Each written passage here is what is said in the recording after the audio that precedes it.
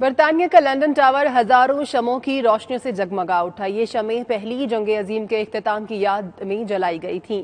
इस मौके पर जंग में जान कुर्बान करने वाले फौजियों को खिराज तहसीन भी पेश किया गया। रिपोर्ट इसी बारे में।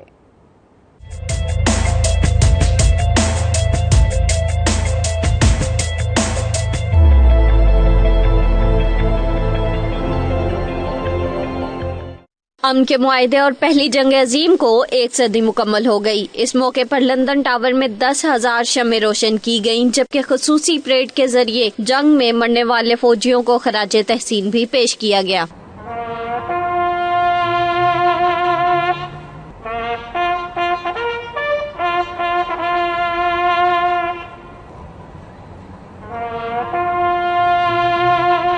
लंदन टावर में 10,000 शमों का मंजर रात में किसी मेले का समा पेश कर रहा था। ये शमें 11 नवंबर से पहले रोजाना की बुनियाद पर जलाई जाती हैं, जिसके जरिए हलाक होने वाले फौजियों के अहले खाना अपने अजीजों को याद करते हैं। –